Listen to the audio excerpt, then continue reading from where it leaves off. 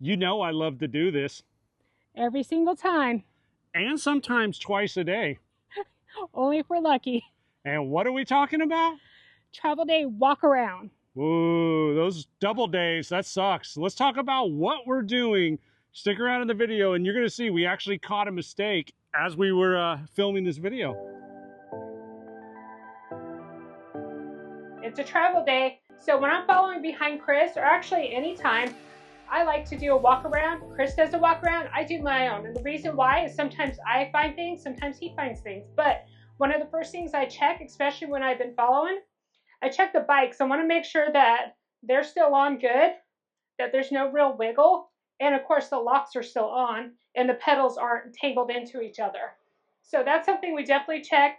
And the little trailer pin back here with the light, I make sure that the connection's still on, because you don't want that to fall out, because that, what good would it do if it wasn't working? So another thing that I check is the spare tire.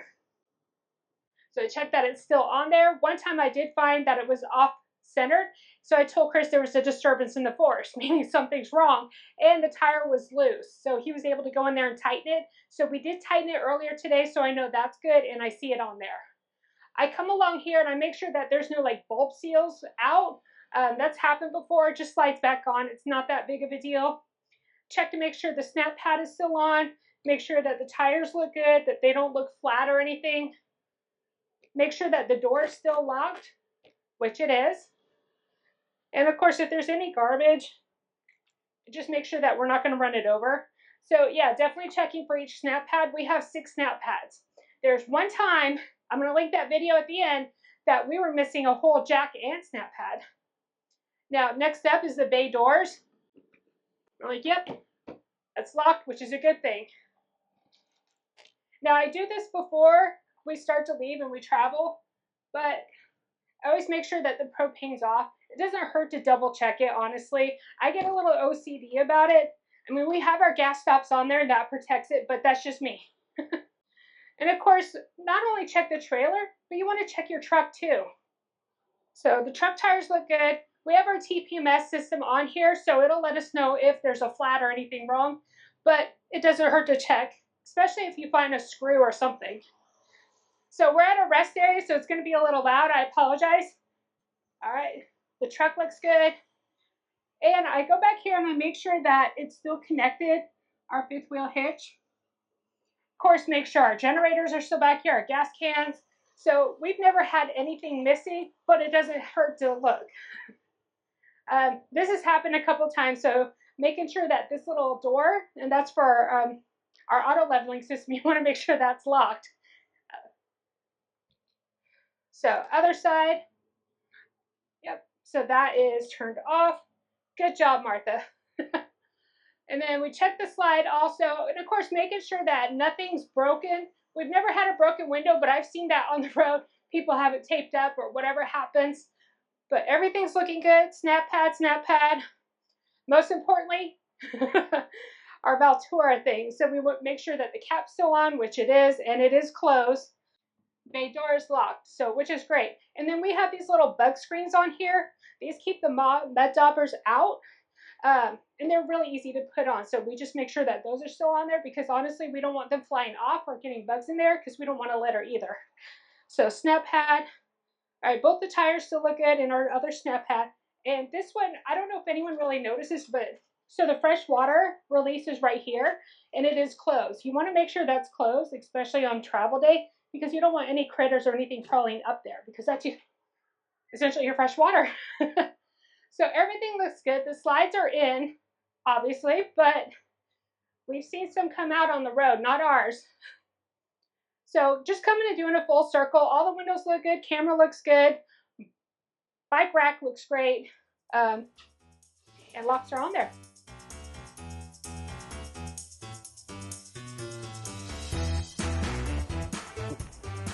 So my truck stop, walk around, or safety check starts at the same place every single time. Right here on our dash, we have a TST tire pressure monitoring system. The left side shows the temperature, the right side shows the pressure.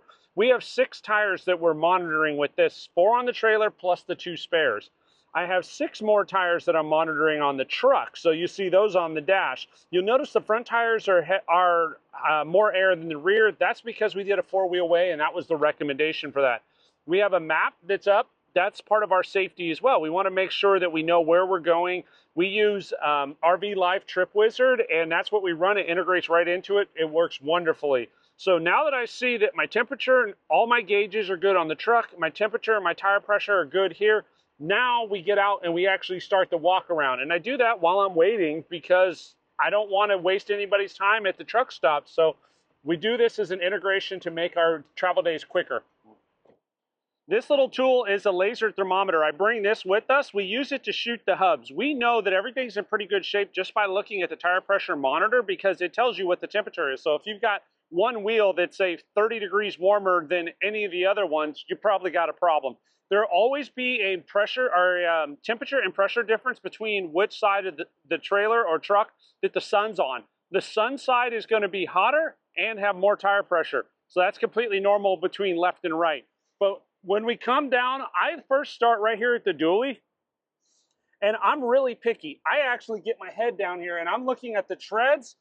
I'm looking for anything obvious. We have found nails and screws as we've gone along. Everything looks good there. My next step is right in the back.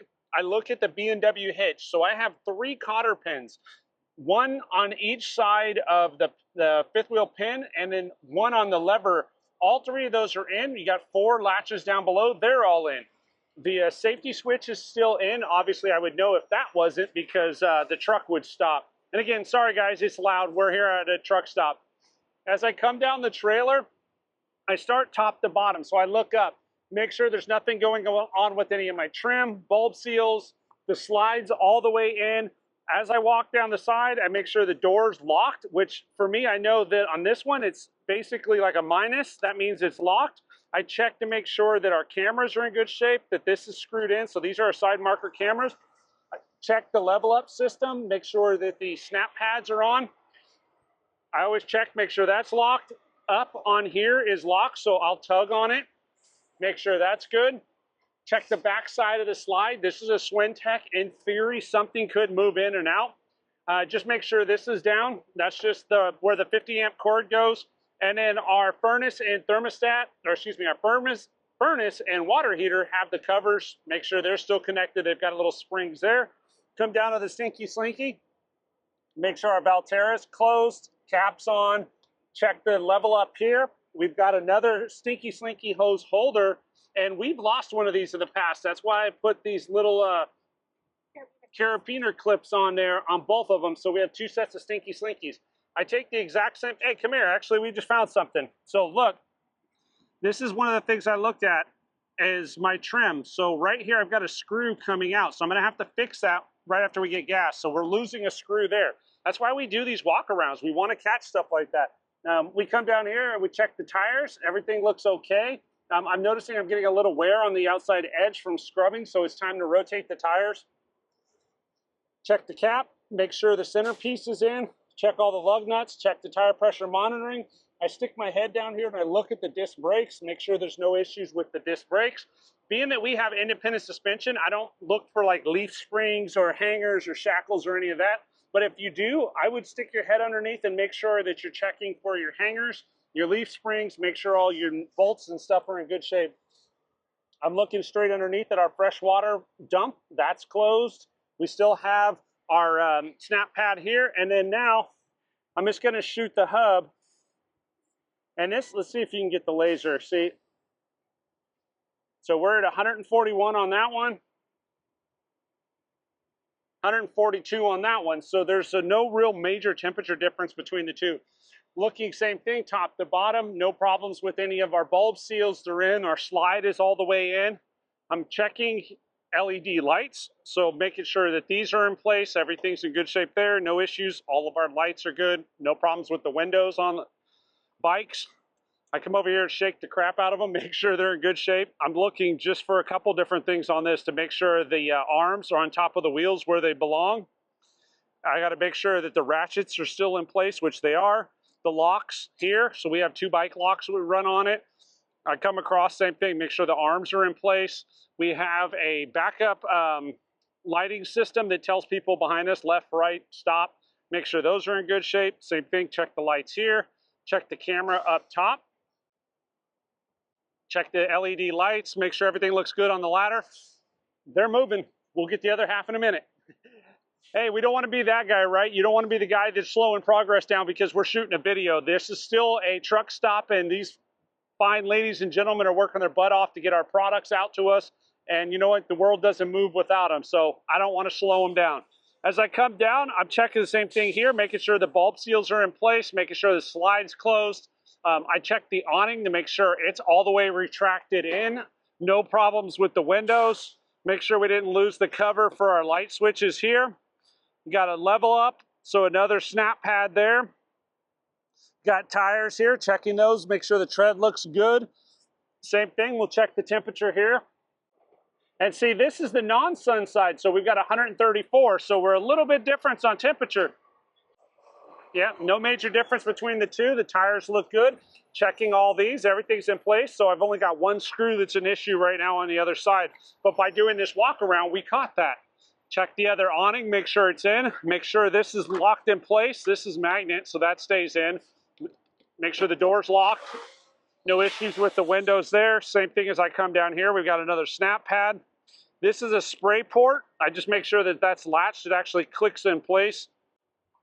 Same thing on the pass-through as the other side. Just make sure it's closed. No issues. Check the door.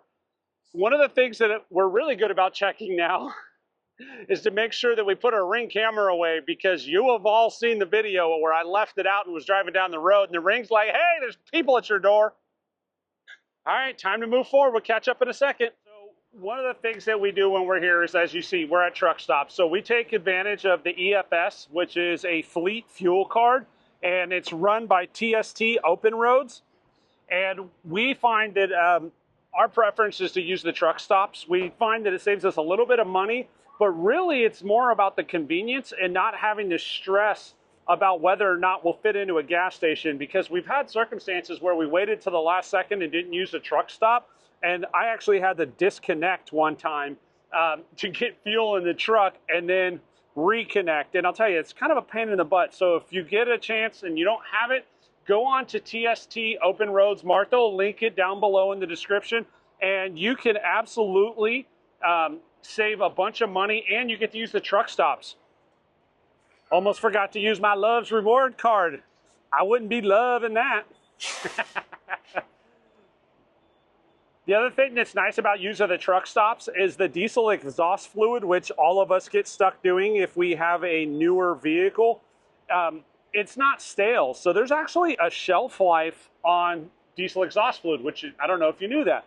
So you don't want to have something that's been on the shelf that's expired and then run it through your truck. You've only got it about 3 months on average that it's good for. So if it's sitting on a Walmart shelf, there's a chance that it could be expired or close to expired. So the truck stop depth must be a different setup or whatever, but I've been told that it's a 6-month. The other thing you notice, I wear gloves. It is gross. Truck stops, diesels, gross, gross, gross. Wear gloves. And I know it goes without saying, and I apologize because I know some of you have had this happen, and I'm not trying to make fun of you, but please, please, please be careful that you don't mix your diesel exhaust fluid and your diesel. Ours are side by side. It's really easy to get distracted, especially when you're recording a video about it. But if you put diesel exhaust fluid into your gas tank, or your diesel tank, don't start your truck, call a tow truck, get it over to a mechanic. It will blow up your engine, and it will absolutely ruin everything on the inside. And from what I'm being told, it's about a $10,000 repair.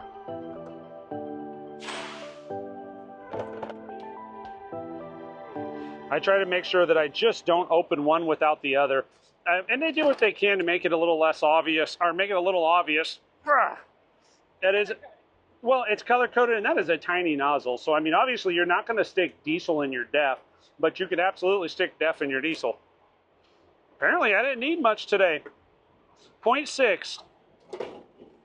So we'll go finish the other half of the walk-around. I want to pull forward because once you're done fueling, get out of the way so the next person can get in.